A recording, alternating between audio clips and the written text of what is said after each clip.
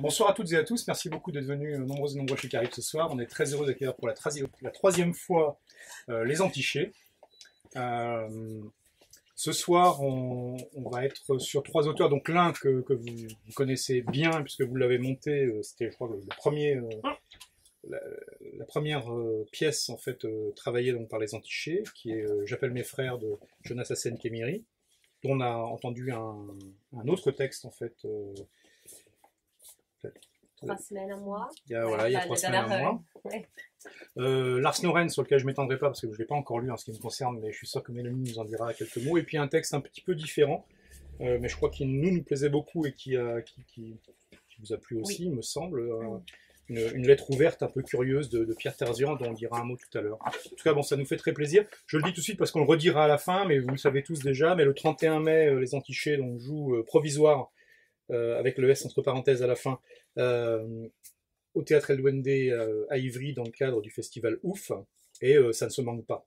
Donc surtout n'oubliez pas de prendre vos billets si ce n'est pas déjà fait. Il y a des petits flyers. Voilà. Et Mélanie. Merci beaucoup Hugues de nous accueillir encore une fois dans la librairie, enfin à vous deux d'ailleurs. Pour cette soirée de lecture, on a choisi une thématique, on choisit toujours, pour ceux qui ne connaissent pas, une thématique commune à peu près aux 3 textes. Donc très souvent 2 auteurs de théâtre, un auteur de prose. Souvent c'est Hugues qui choisit l'auteur de prose et nous qui proposons les auteurs de théâtre.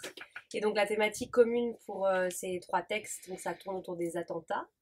Et vous verrez comment on a essayé d'ouvrir, où c'est pas forcément que là où on l'attend, à savoir des attentats terroristes, ça peut aller au-delà, notamment avec 20 novembre, sur plus des problématiques de personnes individuelles qui peuvent être amenées à commettre des actes terribles. En ce qui concerne J'appelle mes frères, donc c'est une pièce qui à la base est un roman de l'auteur Jonas Hassen Khemiri, qui est tunisien et suédois, et qu'il a ensuite adapté au théâtre. C'est une pièce qui se passe à Stockholm et qui a pour objet, qui est juste à la suite des d'attentats terroristes qui ont eu lieu à l'époque. Alors c'était en, Émilie, rappelle-moi, 2010. Ouais, c'est 2010. Et donc il a écrit cette pièce à la suite de cet attentat, et ça se tient en fait dans Stockholm à la suite des attentats. Donc les 24 heures après les attentats, on va suivre un jeune homme, interprété par Aurélien ici, qui s'appelle Amor, qui lui aussi est tunisien et suédois, et qui donc a le profil entre guillemets physique type d'un potentiel poseur de bombes tel qu'on, nous en tout cas occidentaux, l'envisage. Et donc quel est son rapport à cette société qui d'un seul coup le regarde différemment, à sa famille, ses amis, toutes les préconisations qu'on peut lui faire, et lui-même son rapport aussi à ce conditionnement par rapport à ses frères, etc. Donc nous, J'appelle mes frères. Voilà. Et on l'a monté, c'est la première pièce qu'on a montée il y a maintenant 4 ans. Voilà. Je laisse y aller. Et là, on vous a choisi des extraits d'à peu près, de presque tous les personnages qui brassent vraiment toute la pièce pour que vous ayez un bon aperçu et de l'écriture et du sujet. Bonne lecture.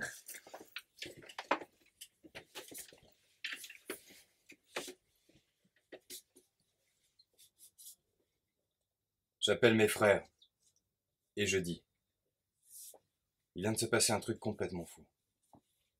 Vous avez entendu? Un homme, une voiture, 2 explosions, en plein centre. J'appelle mes frères, et je dis, non, personne n'a été arrêté, personne n'est suspecté, pas encore. J'appelle mes frères, et je dis, ça va commencer. Préparez-vous. Allô?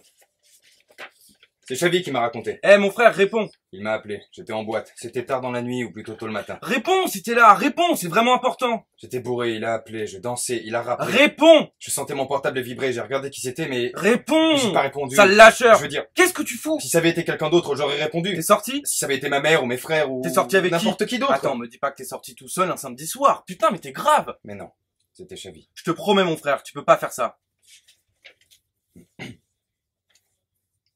Juste après les dernières élections, Xavi m'a appelé. Il était en état de choc. C'est un truc de malade. T'as vu? T'as vu? Bien sûr que j'avais vu. J'arrive pas à comprendre. Les résultats arrivaient de tout le pays, les uns après les autres. Ça y est, ils sont entrés. Ces bâtards de racistes sont entrés au Parlement. Les chiffres parlaient d'eux-mêmes. Putain, mais c'est un truc de malade. Et j'avoue, ça m'a un peu énervé. Je sais pas pourquoi, mais l'indignation de Xavi, ça me tapait sur les nerfs. C'est le truc le plus malade que j'ai jamais vécu, mon frère. Merde! Mais tu t'attendais à quoi? T'es surpris? On vit dans un pays de racistes. Bien sûr que les gens votent pour un parti raciste. Quoi, ils sont vraiment trop cons. Qui ça? Bah, ceux qui votent, les gens. Et toi, t'as voté quoi? Ah, j'hallucine. Xavi, t'as voté quoi? Moi? Parce que t'as voté, hein. Dis-moi que t'as voté. Bah, en fait, j'allais y aller. Mais la puce avait de la fièvre. La puce. Je vous jure sur la tête de ma mère, il appelle sa fille la puce. Alors qu'elle était énorme quand elle est née. Et après, j'arrivais pas à trouver ma carte d'électeur. Et le bus était en retard. Et il pleuvait. Et il y avait une queue de ouf. Et la poussette de la puce a crevé. La puce. Tout le temps, lui et la puce. Lui, Nina et la puce. Franchement, sans me la raconter, c'est pas le bébé le plus beau et le plus intelligent que t'as jamais vu? Xavi, je sais pas, elle a 4 jours. Mais justement! Regarde là. C'est trop rare qu'un bébé si petit arrive à fixer son regard comme ça. Mais elle dort là. Ah oui, mais avant qu'elle dorme. Bon, j'avoue. J'ai pas répondu quand Xavi a appelé. J'étais en train de danser, j'étais bourré, j'étais seul. Je savais pas moi. Quand je suis sorti et que j'ai regardé mon portable, j'avais 5 appels manqués et 3 messages. Tous de Xavi.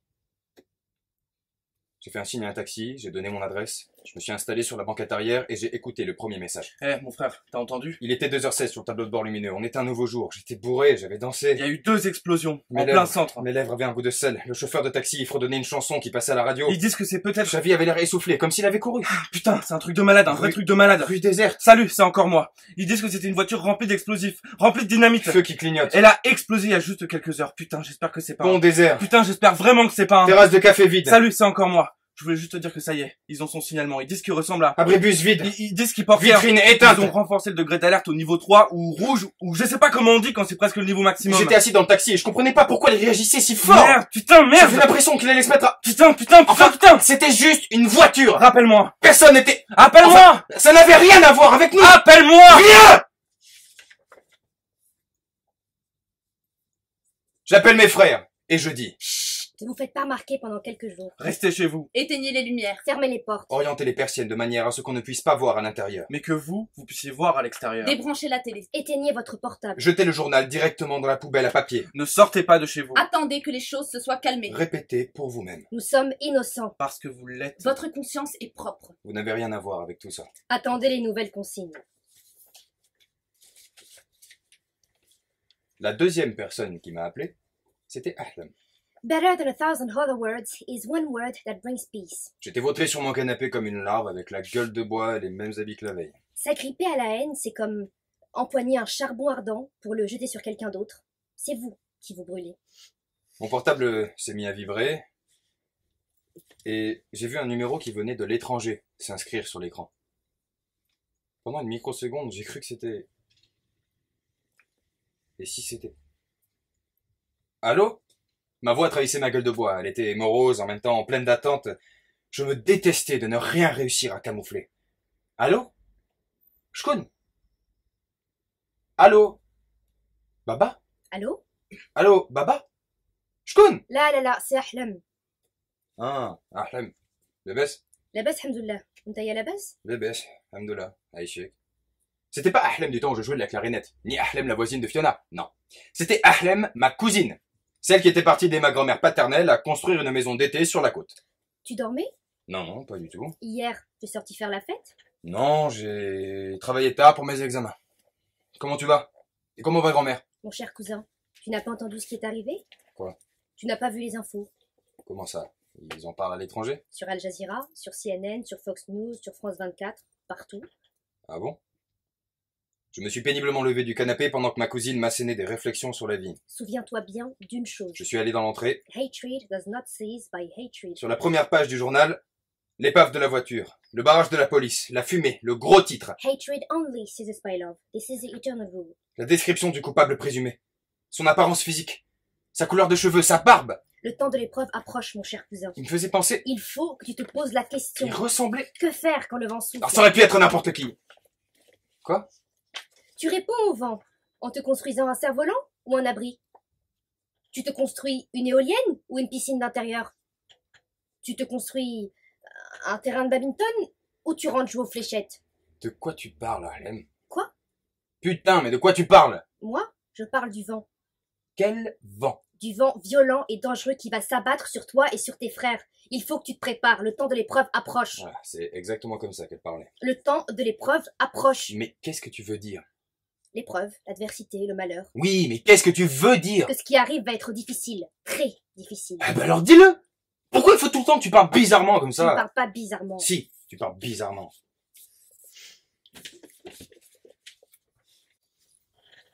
Allô? T'es toujours là? Désolée. Oui, c'est urgent. Ce serait génial si tu pouvais t'en charger aujourd'hui. Avec qui tu parlais? Quoi? Avec qui tu parlais? Moi? Oui. Il est là? Me dis pas qu'il est là dans la même pièce que toi en ce moment. Putain. Mais c'est dingue. Il est là dans la même pièce que toi et il est incapable de prendre le téléphone et de me dire bonjour. Bah tu sais quoi? Dis-lui d'aller se faire foutre. T'entends? Dis-lui! Dis-lui d'aller se faire foutre! Ce n'est pas ce que tu as dit. Si, c'est à peu près ce que j'ai dit. Non, tu as dit... Ah, ok. Il est là? Ok. Bah, dis-lui bonjour de ma part. Dis bonjour à papa de la part de ses fils. Dis-lui qu'on va bien. C'est ça que t'as dit. Et après, Après, on a raccroché? oui, mais t'as quand même terminé la conversation avec une parole pleine de sagesse. Non, je n'ai pas terminé la conversation avec une parole pleine de sagesse. Parce que tout d'un coup, je me suis sentie très triste de cette situation.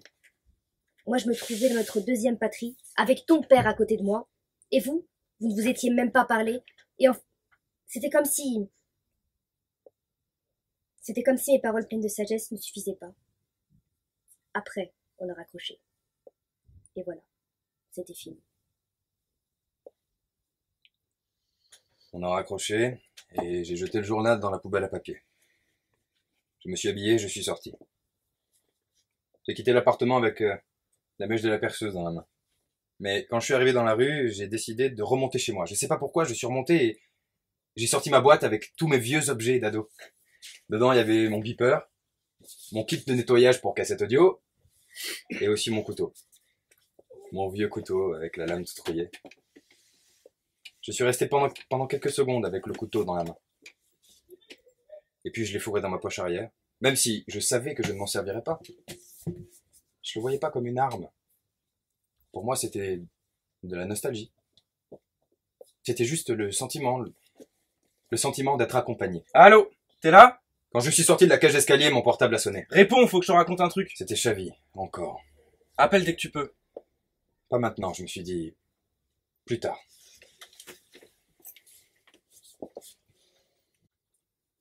J'appelle mes frères et je dis... Maintenant, ça commence. Le jour est venu. L'heure a sonné. Réveillez-vous! Réveillez-vous. Il est temps de se lever. Levez-vous! Rasez-vous la barbe! Enfilez des habits propres et soignés. Nota bene. Vos habits doivent être anonymes. Mais pas trop anonyme. Pas anonymes au point de sortir de leur anonymat. Exactement. Le but est de se fondre dans la masse. Le but est d'être invisible. Laissez votre foulard palestinien à la maison. Ne portez pas de sac suspect. Voilà, maintenant vous êtes prêts. Maintenant, vous pouvez sortir de chez vous. Mais avant de sortir, vous devez vous armer. Pourquoi? Prenez un couteau, un tournevis, cachez une lame de rasoir dans votre portefeuille. C'est vraiment indispensable. Maintenant, vous êtes prêts. Sortez de chez vous. Transformez-vous en représentant. Souriez à tout le monde. Souriez aux voisins. Souriez aux animaux domestiques. Souriez aux mannequins dans les vitrines. Remerciez bien fort si quelqu'un vous tient la porte. Excusez-vous d'exister. Chuchotez dans le métro. Riez silencieusement au cinéma. Transformez-vous en gaz invisible. Qu'est-ce que vous faites? Marchez normalement. Marchez comme une personne qui ne pense pas qu'elle marche. Allez, on se concentre là. On bouge les bras. On lève les genoux. On plie les jambes. On bouge le dos. Voilà. Là c'est bien. Là, ça commence à ressembler à quelque chose. Souvenez-vous, Chaque reflet de soleil est la lentille d'un appareil photo. Chaque souffle de vent est le bruissement de leur système d'écoute. Vous n'êtes en sécurité nulle part. Montez le son dans vos casques pour éviter d'entendre les gens qui chuchotent. Fermez les yeux pour éviter de croiser leurs regards. N'éveillez l'attention de... L'attention de Personne.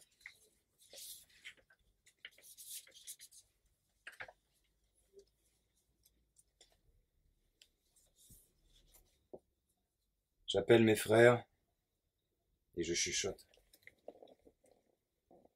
Ok. J'avoue. C'était moi. Mais je ne l'ai pas fait exprès. Comment ça, toi? C'est moi qui... La voiture, les explosions. De quoi tu parles? Évidemment que ce n'était pas toi. Si, c'était moi. Non, ce n'était pas toi. Nous savons que ce n'était pas toi. Si, c'est impossible autrement. Tout l'indique. C'était moi. Ne l'écoutez pas. Ce n'était pas lui. Je sens que c'était moi. Mais ce n'était pas toi. Vous en êtes sûr? Vous en êtes sûr? À 100%?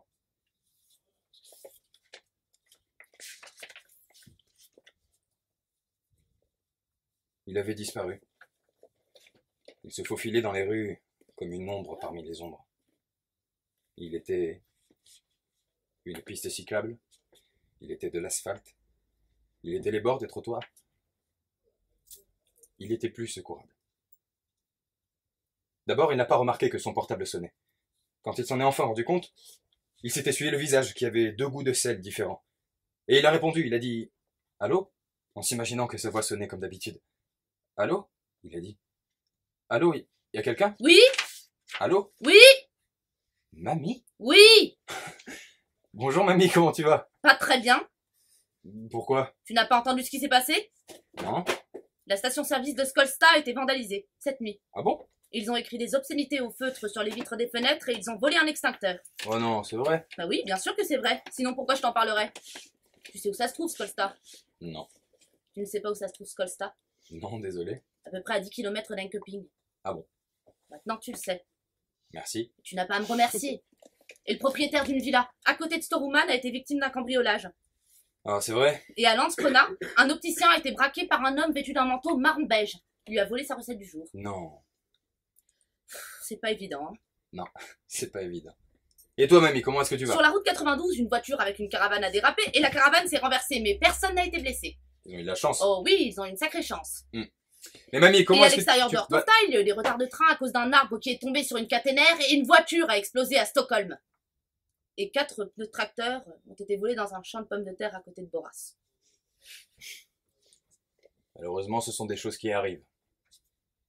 Malheureusement, ce sont des choses qui arrivent. Mais j'ai aussi quelques bonnes nouvelles. Ah, super. Martha est enfin morte hier. Oh, félicitations. Martha qui ? Martha Hansen, qui habitait rue Virkestigen. Vous étiez proches ? On se connaît depuis toujours. C'est une bonne nouvelle. Je vais la présenter à Lennart et à Stig. Et à Iris Levander. Mais mamie. Oui. Iris Levander est vivante. Non, Iris Levander est morte elle aussi. Elle est morte il y a 2 semaines d'un AVC. Super. Donc maintenant, vous êtes tous ensemble. On est tous ensemble. Presque. Et comment va mon petit-fils adoré? Il va bien. Il va. Et toi ? Bah, toujours pareil. Tout se passe comme tu l'imaginais ? Non, pas vraiment. Bah, rien ne se passe jamais comme on imagine. Un peu comme quand on est allé en Grèce. Tu te souviens?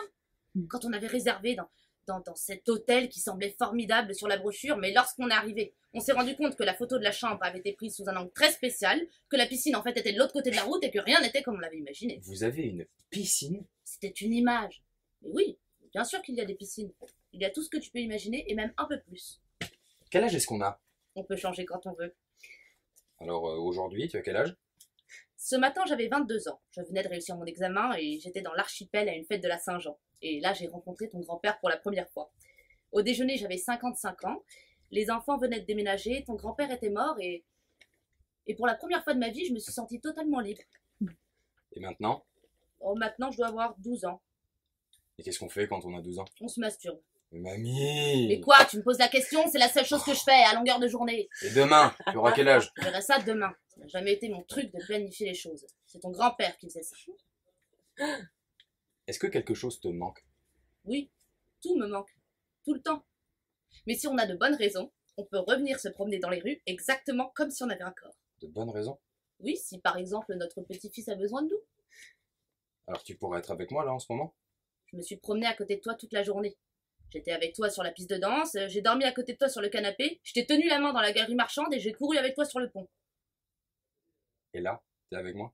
Là, je suis avec toi. Tu me manques. Toi aussi, tu me manques. J'aurais aimé qu'on parle plus ensemble. Maintenant, on parle. Oui, mais c'est pas la même chose. C'est la même chose, mais en mieux. Je me sens seul. Tu n'es pas seul. Je me sens seul. Tu n'es pas seul.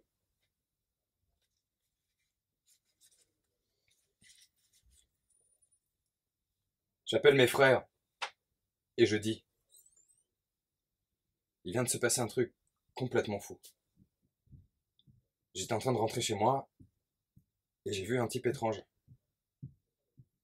Il avait les cheveux noirs, un énorme sac à dos et son visage était recouvert d'un foulard palestinien. J'appelle mes frères et je dis, il m'a fallu une fraction de seconde pour comprendre que c'est moi que j'ai vu. Mon reflet dans la vitre.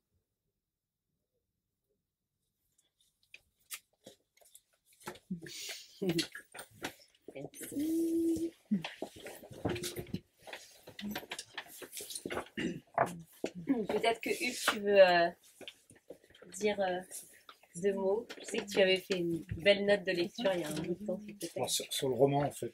Mais c'est la même chose en fait, c'est exactement pareil mais le oui, texte. Bon, le roman, enfin, de toute façon, dans l'édition avec le Sud, j'ai vu après Ouais, en fait c'est pareil. C'est juste se transformer, au lieu d'être un monologue, ça a été réadressé à plein de personnages. Moi, je savais hein, donc, que les Antichés l'avaient monté, et puis je n'avais pas pu assister au spectacle pour diverses raisons, et c'est que des mauvaises excuses. Mais j'espère me rattraper le 31 mai, où je ne manquerai pas en fait, d'être présent avec tous ceux qui seront là pour Provisoire. Puis sûrement qu'un jour vous remonterez en fait, J'appelle mes frères. Je pense qu'on va il va falloir qu'on clôture au moins cette pièce par une dernière, parce qu'on n'a jamais fait de vraie dernière, donc... Mais c'est vrai que c'est un texte, moi je l'ai connu par vous, hein, Jonas Hassan-Khemiri, donc qui est très connu en Suède, et beaucoup moins donc, en France, même s'il y a un vrai effort, notamment de la part d'Actes Sud, hein, qui sort d'ailleurs son dernier roman ces jours-ci, là, en Actes Sud. Et moi j'ai été saisi par ce texte, hein, parce que... Alors évidemment, l'ayant lu après les attentats de 2015 et de 2016 en France, 2015 en France, ça prend une résonance particulière parce que je savais même pas en fait qu'il y avait eu le cas réel à Stockholm, et je pensais plutôt à la référence sur les attentats de Londres en fait, où il y avait eu un travail différent, hein, qui avait été fait également par un énorme dramaturge anglais en fait que j'adore. Et j'ai trouvé, ça a tellement, ce texte, pris une résonance instantanée, et pour une raison très personnelle, qui apparaît moins, puisque ça se passe téléphoniquement, principalement. Le prétexte et le moyen de communication utilisé, le téléphone.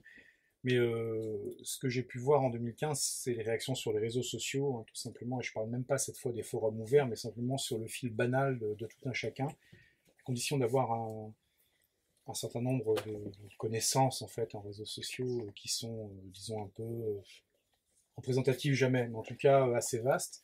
J'étais sidéré par ce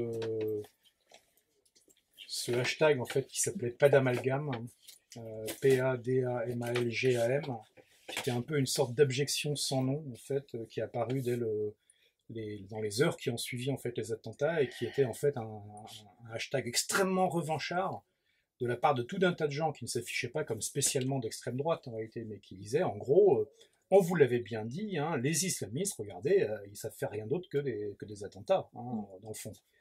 Et de voir effectivement toute cette... ça, en fait, résonner avec quelque chose qui a eu lieu donc 8 ans plus tôt en Suède, et de voir effectivement comment ce sentiment d'être de toute façon accusé...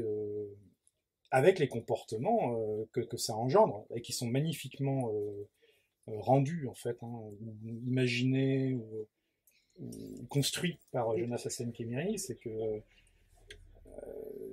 là où il y a zéro culpabilité, on en vient, effectivement, et c'est ce que donnait le dernier extrait que vous avez lu, qui est particulièrement terrifiant, en fait, où personne, effectivement, dit si, finalement, c'est moi, enfin... je suis coupable évidemment, quoi, puisque de toute façon tout dit que je suis coupable, Et il y a une férocité en fait dans cette pièce que j'ai trouvée, alors même que le ton, même quand le ton monte en fait, au téléphone ou en téléphone imaginé ou en téléphone réel, entre les protagonistes, il y a rien qui soit il m'a semblé en tout cas dans le registre de l'hystérie ou des choses comme ça. On est vraiment dans des choses très qui peuvent monter en intensité, mais qui restent très maîtrisées. Et pourtant, dès les premières minutes, il y a quelque chose de terrible quoi, qui pèse son nom. Et ce terrible n'est pas en fait l'attentat à la voiture piégée. C'est quelque chose qui va de façon beaucoup plus forte et beaucoup plus loin. Je trouve que c'est un texte qui est... Alors j'aime pas trop le mot spectaculaire parce qu'il est tout galvaudé, mais si on enlève la partie galvaudée, c'est un texte qui est extrêmement spectaculaire, qui dit beaucoup de choses en fait en peu de pages, en peu de mots. Et donc merci à vous de l'avoir monté. Et puis vraiment... c'est un texte qui devrait être beaucoup plus connu encore qu'il ne l'est. Là, il va être monté par d'autres compagnies, notamment une qui va quand même pas mal tourner, je crois, en CDN là, bientôt, donc j'ai hâte d'aller voir ce qu'elle va en faire. Mais c'est vrai que nous, on l'a découvert avant les attentats, et moi, en fait, si j'avais choisi de mettre en scène J'appelle mes frères, à la base, c'était pas du tout par rapport aux attentats en soi, parce qu'il n'y a pas eu d'attentats en France en particulier. C'était que je trouvais assez formidable dans l'écriture de Kémiri, c'est que là où il met le doigt, c'est sur ce qui m'intéressait moi en tout cas, ce qu'on appelle aujourd'hui la deuxième génération d'immigration. C'est des gamins qui sont nés, on peut le prendre en France, qui sont nés en France, qui vont voir comme Kémiri un père tunisien, une mère suédoise par exemple, donc là un père français, un père tunisien, donc qui peuvent avoir, on va dire, des traits d'origine qui peuvent se voir. Et finalement à qui on renvoie sans cesse cette origine. Alors que clairement, il y en a qui ont les pieds dans leur soi-disant pays, on dit tu viens d'où, je suis français en fait, sur ma tête ça n'a peut-être pas l'air, mais en fait je suis français. Et Kémiri, je trouve qu'il pointe vachement ça, parce qu'en plus il part pas du tout d'un cliché, il aurait pu partir d'un gamin de cité, d'une cité de Stockholm, lambda, un gamin qui a erré dans les rues, mais pas du tout, en fait, à mort, bon là on l'entend pas dans les extraits, mais... à mort, c'est un gars qui a fait Polytechnique, qui s'en est très bien sorti. C'est pas du tout un cliché en plus de l'enfant d'immigré, quoi. Et il y a un truc où on lui balance dans la gueule, d'un seul coup il revient parmi dans sa famille, comme il y a l'attentat, et d'un seul coup on lui renvoie, ah ouais mais attention, c'est pas vraiment suédois, parce qu'en fait c'est un peu d'origine étrangère. Donc comme cette origine elle se voit, du coup tu peux être considéré comme quelqu'un qui va aller poser des bombes. Enfin, du coup Kémiri il pointe vachement aussi sur je trouve le doigt sur la responsabilité, en tout cas, qu'on peut avoir d'un point de vue de l'État, de comment on traite aussi des personnes qui mais comme nous tous, on a tous des origines étrangères, mais là en plus avec des origines qui se voient manifestement, comment on fait en fait une différence, comment il y a deux types de citoyens. Et c'est ça, moi, qui m'intéressait au-delà des attentats, et en plus quand il y a eu la couche attentat, donc là c'était... Mais la couche attentat, dans sa pièce à lui, ça rend quand même, et même si dans mon souvenir, l'attentat de Stockholm était à l'échelle de ce qui a été vécu à Londres, à Paris ou à Madrid, en fait, était un petit attentat. Mais... en fait, ça n'a pas eu d'impact. Mais ce qui est très marrant, entre guillemets, c'est que l'attentat actuel a eu lieu dans la rue dont parle de Kémiri dans la rue Verkustigen. C'est là où a eu lieu, il en parle dans J'appelle mes frères. Là, l'attentat qui vient d'avoir lieu là. Mais ce que je trouve frappant, c'est l'instantanéité, ce que tu disais, c'est l'instantanéité de cette assignation, de cette réassignation. C'est-à-dire qu'en fait, ça prend 30 secondes, 10 minutes, le premier Flash TV, le premier BFM TV équivalent suédois, pour dire non mais attendez, attention, ils sont parmi nous. Et c'est dit évidemment d'une façon légèrement plus feutrée que ça, mais à peine. Et du coup, cette espèce d'échange de paranoïa, parce qu'il y a une part évidemment, c'est ça qui est magnifique, dans J'appelle mes frères, il y a une part de paranoïa qui questionne aussi c'est quoi la réaction adaptée par rapport à cette bouffée justement d'assignation, en disant mais tous ceux qui sont un peu d'origine étrangère là, et particulièrement en l'espèce de pays musulmans, sont donc des suspects, peut-être même des complices. Donc, et c'est extrêmement vif, ça prend quelques minutes. Mais il y a moi je trouve fascinant la façon dont la paranoïa répond à la paranoïa, dont le doute s'instille, y compris dans les conversations intimes en fait qu'il peut y avoir à l'intérieur du milieu familial authentique, enfin ou rêvé, parce que dans le roman, en tout cas, moi j'avais toujours du mal un peu à savoir quelle était la part de On est réalité, toujours quelle était entre la les part deux. On est voilà, toujours de projection. Il y a des moments où Amor est complètement dans des choses, dans des situations fantasmées, et d'autres moments où c'était des situations vécues. Donc je sais que par exemple le téléphone dans la mise en scène, on l'a traité d'une manière, on n'a pas du tout, il n'y a pas de téléphone sur scène, ils sont pas au téléphone. Moi ça m'intéressait pas du tout de traiter ça comme Ils ça. sont pas tranchés. Voilà, ils se parlent, mais en fait ils se parlent à travers le public. Donc c'est-à-dire qu'ils sont tous sur scène, mais ils sont très en adresse frontale public. Et parfois il y a des vraies scènes qui se passent. Et ce qui fait qu'en fait on inclut énormément le public, qui est pas que juste spectateur de ce qui se passe.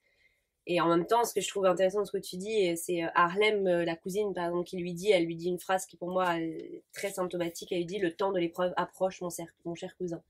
Et en fait, c'est ça. C'est-à-dire que il vient de se passer un truc terrible, un attentat. On l'a vécu aussi en France, c'est terrible. Mais il faut penser aussi à ce qu'il y a à côté. C'est-à-dire que pour toute une partie de nos concitoyens, c'est aussi terrible. C'est-à-dire que eux, ils vont d'un seul coup être on leur met un poids sur les épaules qui n'est pas le leur d'ailleurs, honnêtement, je pense pas. Et du coup là c'est là où c'est terrible, et c'est là où il faut être très attentif, et je pense c'est faire très attention, parce que c'est ce qu'on va voir d'ailleurs dans 20 novembre, je pense, je rebondis là-dessus pour Lars Noren, c'est que je pense qu'on fabrique aussi nous-mêmes nos propres futurs poseurs de bombes, à agir d'une certaine manière, à reléguer à une certaine catégorie, à catégoriser les gens de notre population, quoi. Enfin, à un moment donné, voilà. En tout cas, moi je trouve que c'est un texte qui est vraiment d'une extrême puissance, ce que fait Kémiri, qui donne envie, de plonger dans son univers, qui est un univers assez rêche, pas nécessairement d'une violence comme ça, parce que je trouve qu'il a beaucoup de finesse en même temps dans son écriture. Et en tout cas, c'est vraiment passionnant, et ça renvoie à des choses qui sont pas ce qu'on fait de mieux, que ce soit en France ou en Suède ou dans d'autres pays, sur justement façon de gérer ce qui est une menace, et en même temps, après, je vais pas faire de politique antiterroriste ici, ça n'a pas trop de sens. Non. Mais en même temps, c'est intéressant, il amène à se poser cette question, Kémiri, je trouve. Voilà. Et du coup, je rebondis sur 20 novembre, puisque 20 novembre est une pièce d'un autre auteur suédois, qui est donc Lars Noren, qui est un grand auteur et metteur en scène de théâtre, qui a écrit des dizaines et des dizaines de pièces, dont ce monologue, 20 novembre. Je vais laisser Charles le présenter, parce qu'il le présente mieux que moi. Bonsoir. Alors 20 novembre, c'est un texte qui est sous la forme d'un monologue, et Noren en fait s'est penché sur un fait divers qui a réellement eu lieu donc le 20 novembre 2006 dans le nord-ouest de l'Allemagne, où il y a un jeune homme qui s'appelait Sébastien, qui est revenu dans son ancien lycée pour tuer des gens. Et il n'a tué personne au final, mais il a blessé 27 personnes, il avait réparti des charges explosives dans plusieurs endroits de l'établissement et sur lui-même. Et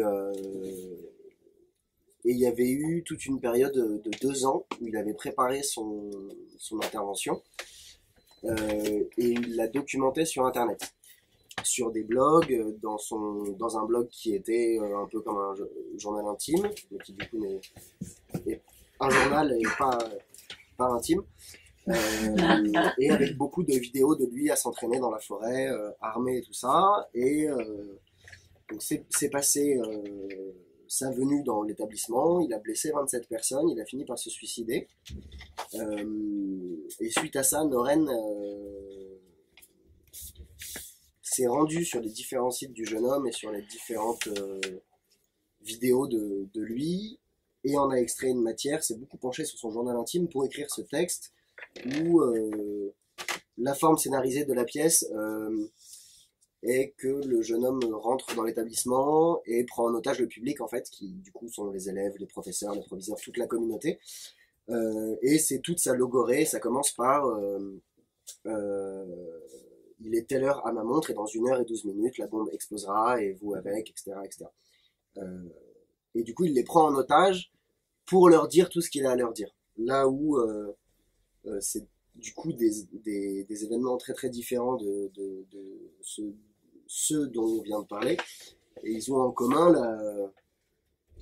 la tentative de médiatisation et de règlement de compte pour donner un sens. Parce que c'est des schémas qui sont très différents, c'est des problématiques qui sont pas du tout les mêmes, mais il y a ça en commun, Mais l'absurdité. la un manière peu d'agir est la même. Ouais. Elle C'est est, régler un compte elle est devant dans une un communauté attentat, qui est là, qui regarde et qu'on prend un peu. Parce que là, du coup, sur tout le spectacle, il arrive vraiment en leur disant vous allez mourir, mais j'ai plein de choses à vous dire. Et c'est hyper. Sans juger, c'est quand même assez puéril et. Bref, voilà. Il y a une espèce d'absurdité là-dedans qui rejoint beaucoup celle de Daesh, de faire ce qu'ils font, mais d'avoir besoin de le nourrir derrière tout un imaginaire, etc. Et de donner du sens à tout ça. Voilà. Et le texte a été publié 2 ans après, a été écrit et publié 2 ans après. Ouais. Je pourrais me construire une maison avec un travail, un salaire, et si je pouvais faire un emprunt, me priver de tout pour régler les traites, et je sais plus trop quoi. Mais pourquoi? Qu'est-ce que je ferais dans cette putain de maison? De toute façon, elle sera démolie un jour. La voiture perdra de sa valeur après quelques années, et tôt ou tard, les enfants mourront, et alors c'est quoi? Le sens de la vie. Rien. Faut juste la vivre. Survivre. Non. Y a pas de sens, hein. L'amour, c'est pas gratuit non plus. Et donc, il faut donner du sens à sa vie, et ça, on le fait en léchant le cul d'un patron pété de thunes ou en se faisant avoir par des fascistes surexcités, avec les gens qui disent « on vit dans une démocratie ». Ceci est une démocratie, ils disent. Si t'es heureux, c'est uniquement parce que tu laisses quelqu'un d'autre se crever le cul à ta place, ou parce que t'es juste trop con et manque d'imagination. Ton bonheur dépend de ton intelligence. Tu t'es simplement adapté aux circonstances actuelles, et tu te contentes de toutes tes merdes bon marché que t'as réussi à accumuler. Tu penses que tu vas te débrouiller, si tu te soumets. Mais oublie pas, le cul que tu lèches aujourd'hui, avec tant d'enthousiasme, appartient peut-être à la jambe qui te donnera un coup de pied demain.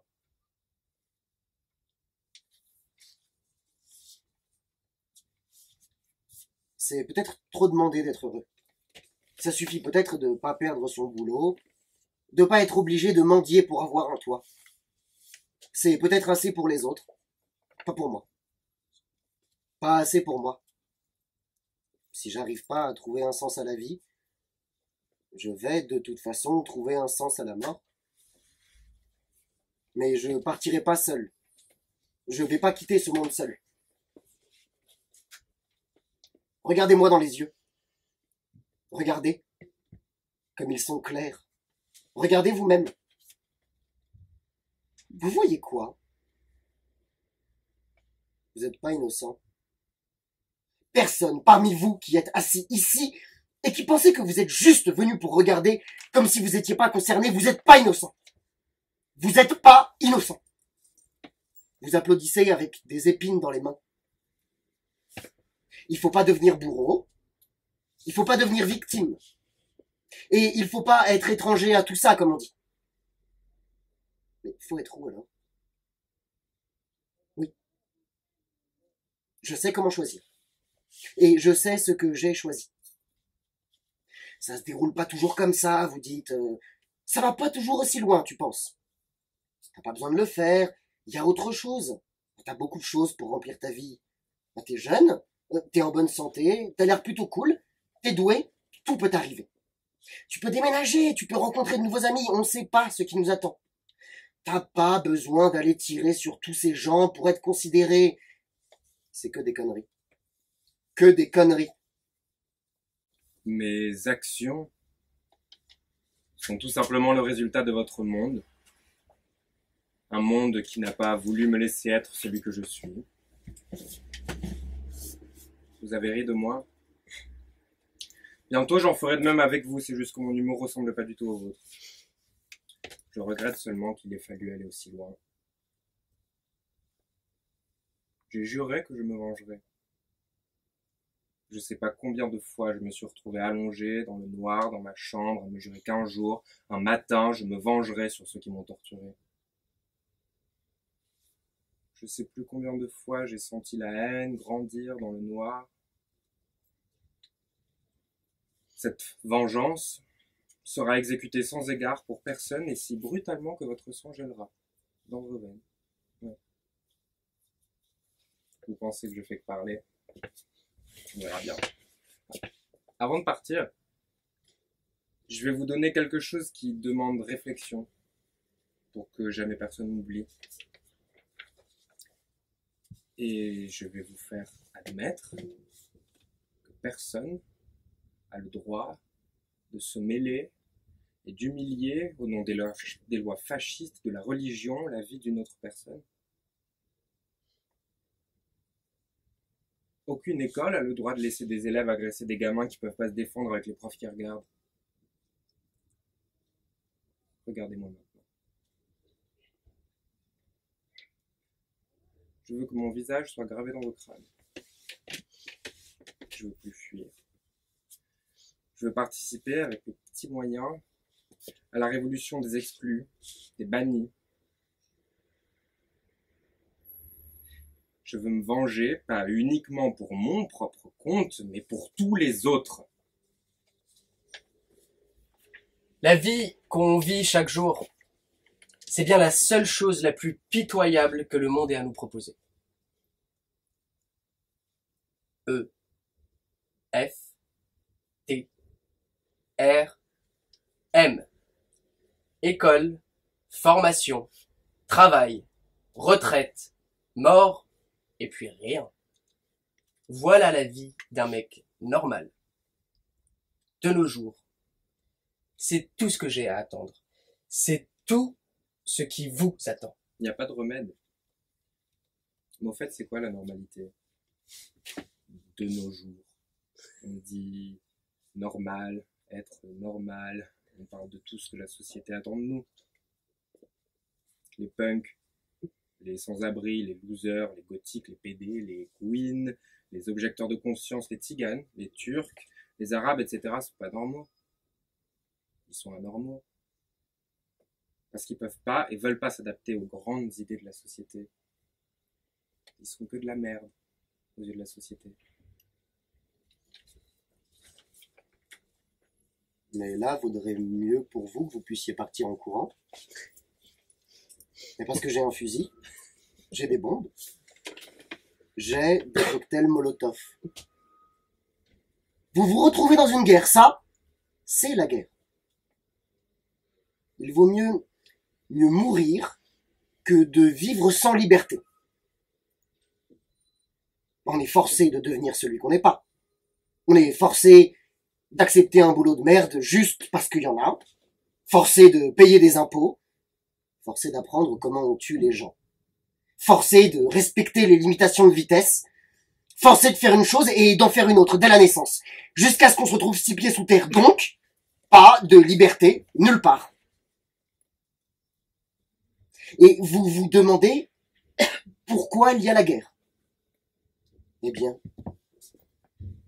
parce que l'homme doit se libérer de toutes les contraintes qu'on lui impose, au moins un instant pour se sentir vraiment fucking libre. Comment vous croyez que ça se terminera? Je suis peut-être que le premier, parmi plusieurs. Peut-être. Il y en aura plusieurs. Plusieurs après moi.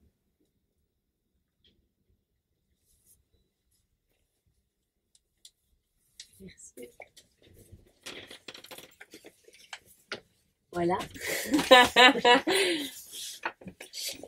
Donc voilà, c'était le deuxième texte qu'on avait choisi un peu pour illustrer la thématique de la soirée. Donc justement de prendre un texte qui n'est pas sur un attentat en soi dit terroriste, mais qu'en fait on prend le même chemin, puisque c'est enfin, voilà. Je pense que vous avez compris l'idée. Est-ce que vous voulez qu'on en parle déjà maintenant ou on vous laisse découvrir peut-être le dernier texte qu'il a, donc n'est pas du théâtre mais de la prose, mais qui se rapproche clairement du théâtre, en ce qu'il est, donc il s'appelle Il paraît que nous sommes en guerre, de Monsieur Terzian. Terzian. Non, Terzian, voilà, j'y arrivais. Donc, qui est un auteur, j'ai bien compris, qui vit actuellement au Canada, c'est ça, au Québec? Mais qui fondamentalement est un dramaturge, en fait. Qui le gros de son œuvre. Voilà, je te laisse présenter. A été faite metteur en scène, davantage que dramaturge d'ailleurs. D'accord. Mais qui a effectivement écrit un roman qui s'appelle Crevasse, paru chez Kidam Éditeur, que je ne pourrais pas résumer, mais qui est quelque chose de très spectaculaire, qui parle d'une dérive et qui met en jeu aussi une sorte de résonance assez étonnante entre le 18e arrondissement de Paris et les glaciers de Chamonix, en fait. Et la crevasse, évidemment, a un sens dans les deux contextes. Et c'est un texte que j'avais découvert grâce au Chant du Monstre, donc, aux éditions désormais Samson, Sophie. Et c'est donc voilà, oui, cette lettre, moi je pense qu'il faut l'écouter. C'est un texte très surprenant, c'est un texte qui sort un petit peu de nulle part, d'une certaine façon.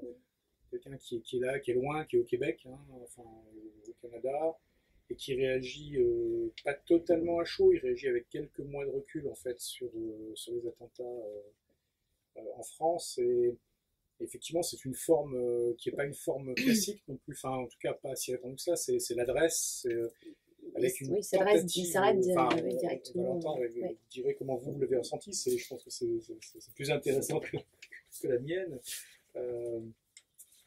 Cette façon de s'adresser à cet ennemi, puisqu'il paraît que nous sommes en guerre. Enfin, donc, Tout ce qui se passe m'échappe, et je n'ai que des stupidités à dire là-dessus. Et je hais les stupidités que les autres ont à dire là-dessus. Depuis ce vendredi 13, c'en est devenu terrifiant. Tout le monde professe. Nous entendez-vous? Vous contemplez-vous sur nos écrans, nos forums, nos moteurs de recherche? Je crains que oui. Il paraît que vous mangez des hamburgers, que vous tweetez compulsivement, que vous êtes les rois de l'image, les fils de la mondialisation. Si vous passez autant de temps qu'on le dit à surveiller où nous en sommes à propos de vous, vous devez l'avoir remarqué. Ici, les porcs ont repris la parole. Ils se servent des morts, de la fréquence des catastrophes. Ils brassent du vent mauvais, remplissent les urnes de crottin chaud. Chaque matin, les porcs donnent leur avis sur la toile, sur le voile, les ceintures d'explosifs, les bateaux de migrants. C'est ce que vous vouliez? C'est ce qui était prévu? Nous plonger dans l'ignorance obscène? J'essaie de me faire une idée, de trouver un moyen, des outils, de lire les fils d'infos, d'images, de rumeurs. Coupez-vous vraiment des têtes? Passez-vous vraiment par les montagnes pour vendre de l'essence? Nous avons trop regardé Mad Max, trop mis en scène la fin du monde. Je ne sais plus qui vous êtes, quelle guerre, quelles armes, quel territoire. C'est stupide. Je mélange les noms de villes, les branches religieuses, les dates des interventions américaines, les rebelles, les coalitions.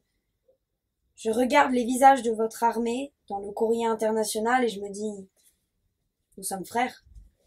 On dirait mon boulanger. Je délire en pensant à vous, tout proche, partout, invincible, convaincu, vibrant, autoritaire, politique. Qui vous a fait? La guerre froide? George W. Bush? Vous êtes des révolutionnaires, des fascistes? Êtes-vous du côté de votre peuple ou contre lui? Quel est le nom de votre peuple au juste?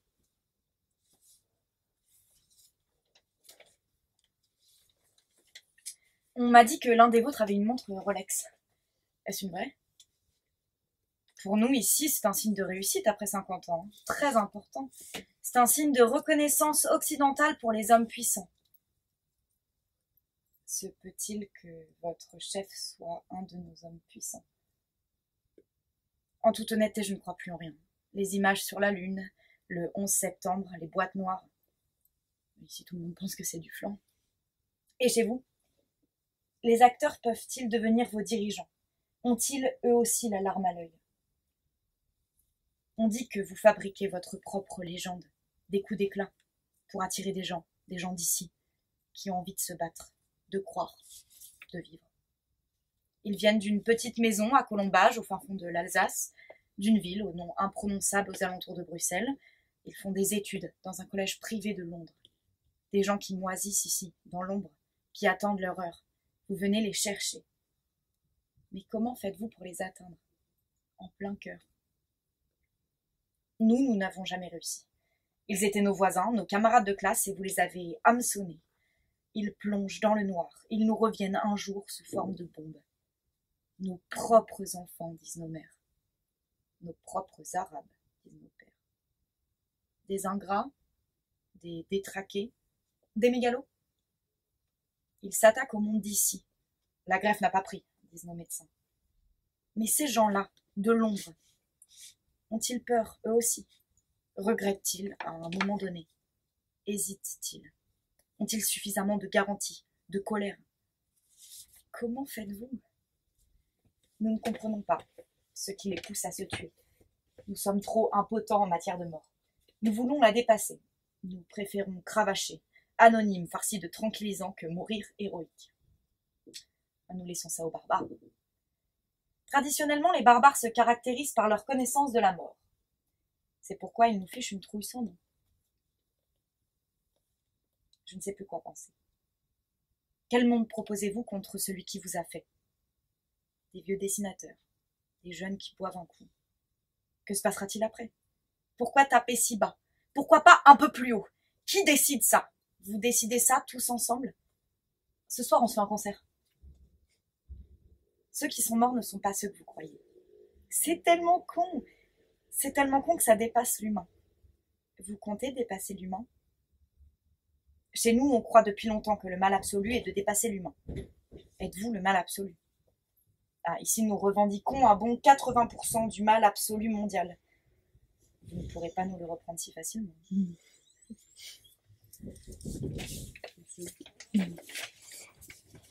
Wow, on vous a choisi des courts extraits, ça se lit très très facilement, c'est un tout petit livre, donc ça se lit rapidement. Là, c'était pour vous donner un peu une idée. Moi, je trouvais que l'angle, j'ai trouvé hyper intéressant l'angle d'attaque justement de l'auteur, à savoir qu'il s'adresse directement à soi-disant nos ennemis, donc contre qui nous sommes en guerre, en les questionnant et surtout en prenant un parti un peu dérangeant entre guillemets, c'est-à-dire que même si il se pose même si on a tous été dans cette situation de un peu on comprend pas ce qui se passe, de choc suite aux attentats, lui il va même plus loin que ça parce qu'il dit mais en fait est-ce que enfin moi en tout cas ce que j'ai vu dans ce qu'il disait c'est mais là tout ce qu'on nous dit regardez c'est horrible, ils coupent des têtes, enfin tout ce qui a pu circuler sur les réseaux sociaux finalement c'était mais en fait vous êtes qui sont ces gens qui viennent poser des bombes. Et quand on se rend compte qu'en fait c'était des gens qui habitaient peut-être à côté, enfin, je trouve qu'il fait bien état d'une espèce d'incompréhension et de aussi ou de pas de déculpabilisation, mais enfin, justement où il dit mais attendez peut-être qu'en fait on y est aussi pour quelque chose, peut-être que c'est pas si facile de dire juste c'est nos ennemis, peut-être que nos ennemis viennent aussi parce qu'on a agi de telle manière. Ce qu'il dit très bien dans son livre sur plein d'autres points, sur la société, sur la manière dont on a pu exclure aussi une partie de notre population, encore une fois, par rapport à l'immigration. Donc je trouvais que ça résonnait bien aussi avec notamment le texte de Kémiri là-dessus. Voilà. Je sais pas, enfin voilà, suivant. Effectivement, c'est un texte qui est assez court et qui se lit, Oui. enfin, qui se lit d'un bloc. C'est vraiment une lettre, quoi. C'est vraiment une lettre ouverte à cœur ouvert. Avec à la fois une certaine, enfin, on l'entend bien, là, une certaine joliesse. Et Oui. là, j'essaie de pas galvauder le mot, mais Oui, il y a oui. une élégance en fait dans cette prose légèrement poétique. Et en même temps, c'est pas un texte sympathique parce que c'est un texte qui justement ose à un moment où c'est presque pas possible s'en prendre un peu à tout le monde. C'est-à-dire, aussi bien à une forme de bonne conscience à géométrie variable qui va être Non, mais, et que, comme tu disais à l'instant, mais aussi à tous les faux prétextes dont s'habille en fait l'idéologie de l'État islamique. Donc il arrive en fait à tirer un peu tous azimuts, et pas de façon c'est la faute de tous les autres sauf de moi. C'est au contraire, je disais, il y a énormément d'incompréhension, il y a beaucoup de machiavélisme qui s'avoue comme tel de la part de certains qui sont des acteurs politiques, et puis de la part d'autres qui s'avouent pas du tout comme machiavélisme, parce que c'est plus instinctif et c'est plus impensé d'une certaine façon, ou c'est plus passé dans la moelle épinière depuis tellement longtemps qu'on n'y fait plus attention. Et je trouve que c'est un texte qui arrive à être saisissant sur une durée, sur une chose très ramassée, et qui propose certainement aucune réponse à rien, mais qui est dans une violence de questionnement qui fait pas de prisonnier, quoi, justement, même s'il ne désigne pas fondamentalement une seule catégorie d'ennemis, mais plutôt plusieurs. Je trouvais que c'était intéressant et que ça résonne effectivement beaucoup avec ce que j'ai senti qu'essayait de faire Kémiri, notamment dans J'appelle mes frères.